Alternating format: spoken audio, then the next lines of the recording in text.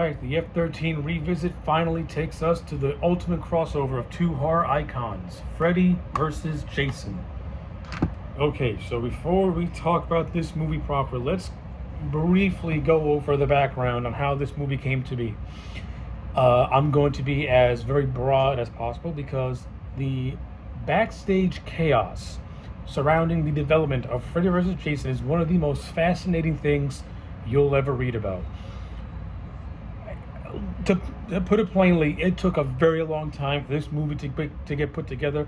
It went through tons of different directors, tons of different writers, tons of different story treatments. So many different elements were changed between both franchises to try and merge them into one. It's really not until Damien Shannon and Mark Swift took the writing duties that this movie even got made and was even half as decent as it actually is. Because if you actually read some of the scripts that were being pitched and being written, a lot of these writers had no clue how to merge these two characters together, and it almost seemed like these people had no clue about either franchise or the rules between either one of these franchises. It was a giant total mess. Again, Damien Shannon and Mark Swift, say what you want about these two when it comes to this movie and the F-13 reboot. The one thing that you have to give them is that they are true fans of the horror genre, and they're true fans of Freddy vs. Jason, because to me, this movie encapsulates the best aspects of both Freddy and both Jason. Is FVJ a perfect movie? No. Could things have been done much better than what they were Absolutely. But does that make this a bad movie? Absolutely not. I love Freddy vs. Jason. This movie kicks all kinds of ass. Are the characters memorable? No. Are they cardboard cutouts? Yeah. But does this movie deliver on what it needs to deliver on in terms of seeing Jason and Freddy do their thing? Absolutely. I think Ronnie Wu, the man who brought us Chucky, kicked ass making this movie. Ronnie Wu is neither a fan of either of these franchises, but that's not to say he's not a horror fan. He's just not a fan of Jason and Freddy. So he took the angle of, you know what? Let's not make a scary movie. Let's make a WWE wrestling match between two of horror's biggest icons, and just let them beat the tar of each other. That's exactly what he gave us, and to me, he didn't disappoint. Every single fight scene that Freddy and Jason has is worth the price of admission alone. And and it's not like it's one-sided. You know what I'm saying? It's very evenly matched between these two. Like when Jason's in Freddy's realm, obviously Freddy's gonna have the upper hand, because only in the dream world does Freddy have his powers, and Jason basically is powerless to take on Freddy, while Jason's in Freddyland. How they were able to get Jason to actually go to sleep to meet Freddy, you know what? That to itself is you gotta give the movie a gimme with that, but it works. They make it make sense. It's by having Jason be pumped so full of tranquilizers that it eventually knocked his ass out. Hence how he was in Freddyland, and how Freddy beat the shit out of him, turning him into a human pinball machine in one of the most creative scenes in the whole movie. Then of course, when Freddy is pulled out of Dreamland into the real world, that's where Jason has the upper hand. That's where Freddy, more or less, is a human with no powers, and he's virtually at the mercy of Jason, who uses his brute strength to just throw Freddy around like he's a little kid. Jason brutalizes Freddy in the real world, just like Freddy brutalized him in the dream world. Like, those aspects are fantastic. But everything else leading to that, I also thought was good. Now, it's only good when it involves Freddy versus Jason. When it involves our heroes, it's give and take. It's neither bad nor is it all that interesting. But I give the movie credit for trying to tie in these characters to the villains, because it tries to give them some sort of it tries to do something with it to make you care about them. Do I think Shannon and Swift succeed? In some areas, yeah. In some areas, it could have been maybe tightened up just a little bit. I think this movie suffers from a lack of legacy characters helping our heroes, and I'll get to that momentarily. But But for the most part, how they're able to weave these two franchises together in a way that makes sense is good. The movie starts off with both Freddy and Jason in hell. Everyone in Elm Street has forgotten about Freddy, so as a way for Freddy to get his name back in there, he resurrects Jason. However, instead of the people fearing for Freddy, they end up fearing Jason, and this is where Freddy kind of gets pissed because Jason's now taking all his glory, and Freddy wants the glory. Freddy wants everything for himself. Hence, how the conflict starts. Freddy thought that he could control Jason, but he didn't really put two and two together and realize, hey, I can't control a mindless killing machine. I gotta try and stop this. It's almost, it's done in a way of dark comedy, and it works. It really works. And Robert Englund as Freddy Krueger, what can you say about Robert Englund as Freddy Krueger that hasn't been said before?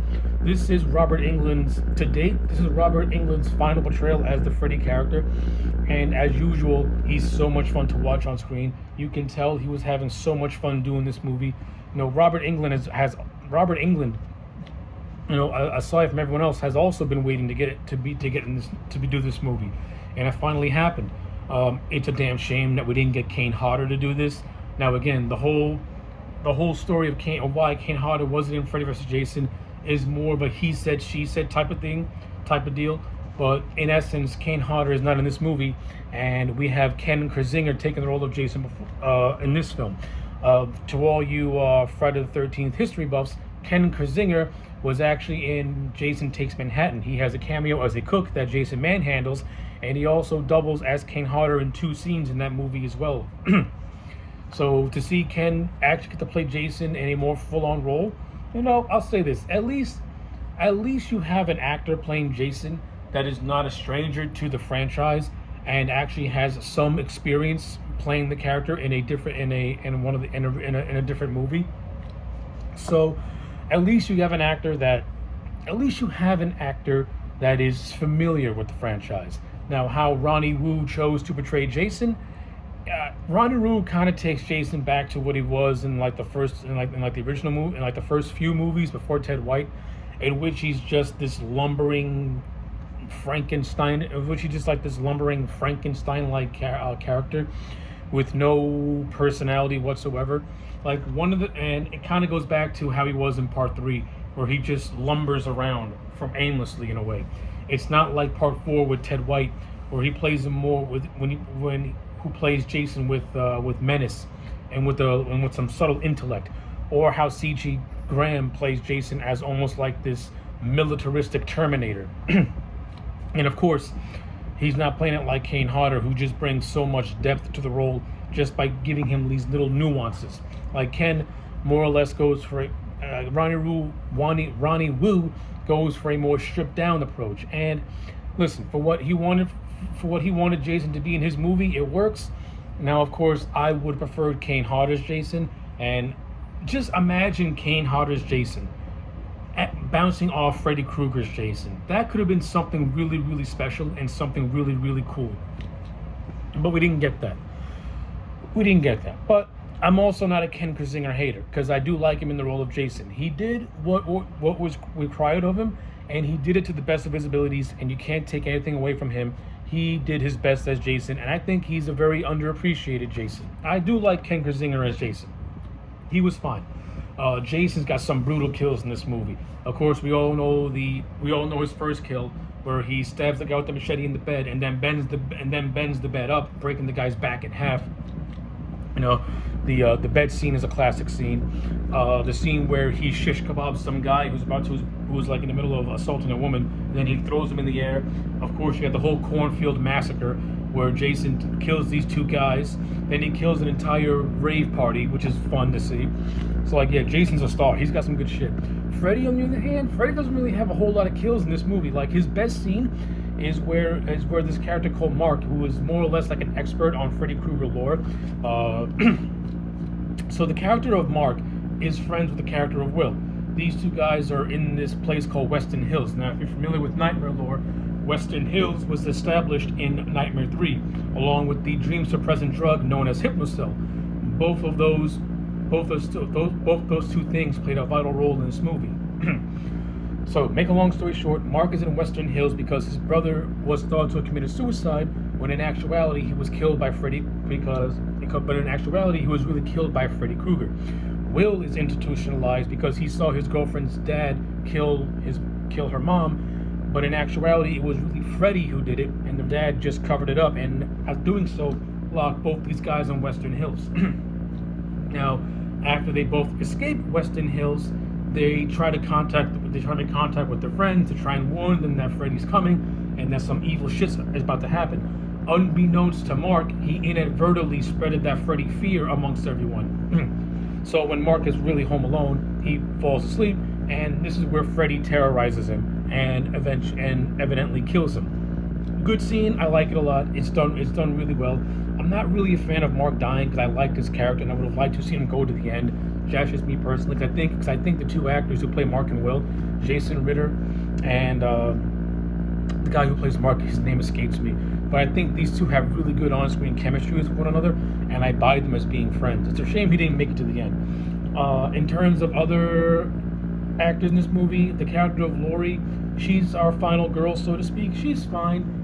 I think the actress who played her, whose name I think is Monica Keenan, she was fine in the role. She's not horrible. She has decent chemistry with Jason Ritter, so I'll give it that. I buy the romance for what it is, and I'm gonna leave it at that. You have Kelly Rowan, who plays her best friend. Kelly Rowan, she's the weakest link. I don't think she's a good actress. The only memorable scene is where she compares Freddy's gloves to Jason's machete, and it's done as a dick joke. So that's pretty much her claim to fame. And then Jason takes his big machete and kills her with it.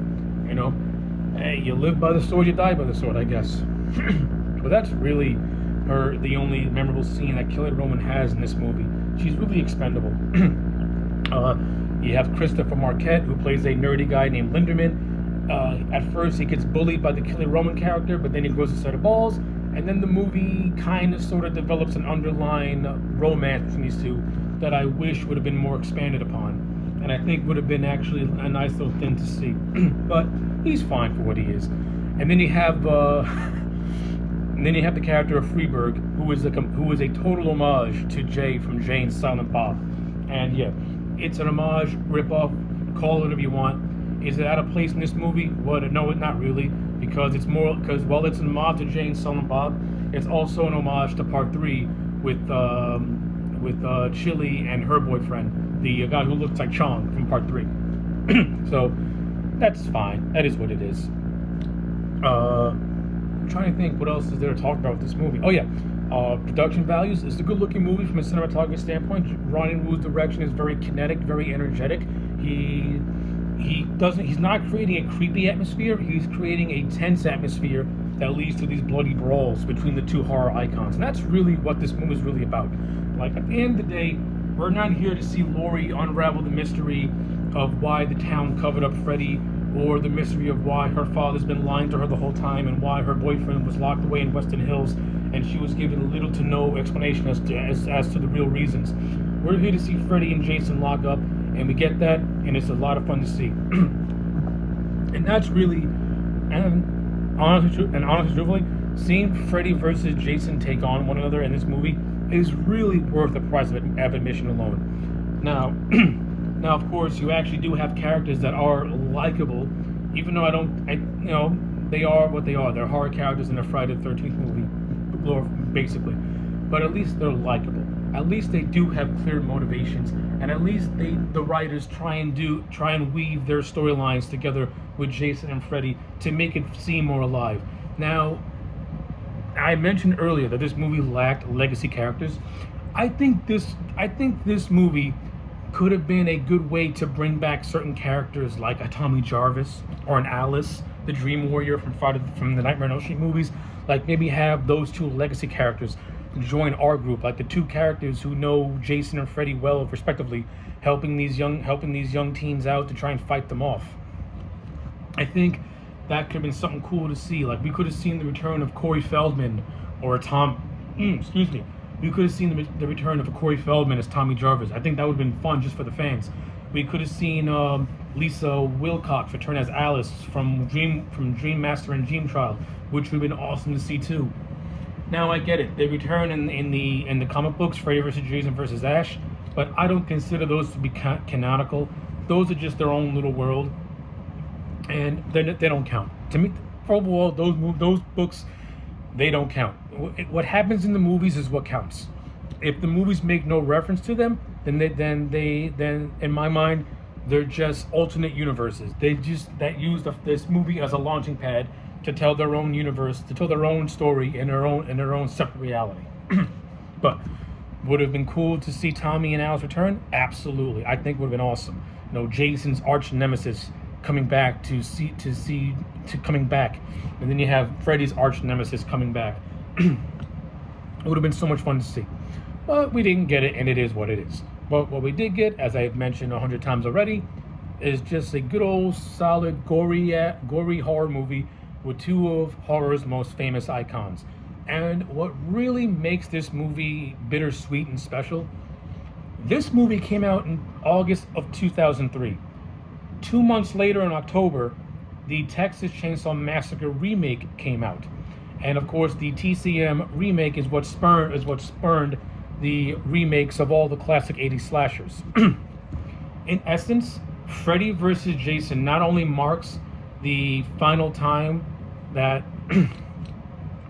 Freddy vs. Jason not only marks the final time of Robert Englund in the particular in Freddy's role, but it really marks the conclusion of the original continuity for both franchises, like the Friday the 13th continuity that began in 1980 and the Nightmare on Elm Street continuity that began in '84 really saw its end in this movie. Like, this movie is the finale of the original continuity of both franchises, and to me, both characters leave on a high note. They leave on a good note. So how could you not appreciate that? How could you not like that? At least they went out with dignity. And of course, we all know that Jason won the physical fight. But I mean, you could say he had help from Laurie, who chopped off. Who you could say that Jason had help from Laurie. But let's be real. It was Jason who stabbed Freddy with Freddy's own finger blades, while Laurie chopped off Freddy's head off. But you do get that great ending of Jason emerging in the afterlife with Freddy's head, and then Freddy's head breaks the fourth wall that winks at the camera.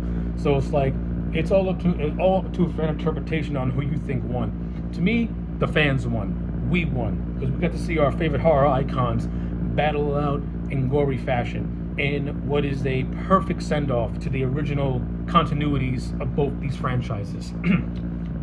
So, with all that being said, to me, Freddy vs. Jason is an 8 out of 10. This movie kicks ass. To me, this movie did everything it needed to do to bring these two horror icons together in a way that makes sense and preserves both their franchises in a respectful way. Does it add to the lore? Not really. But is it fun to see without the lore being destroyed? You damn right it is. So yeah, 8 out of 10 for Freddy vs. Jason. Let me know your thoughts in the comment sections down below. Like the video and subscribe, and I'll check you back next time for more.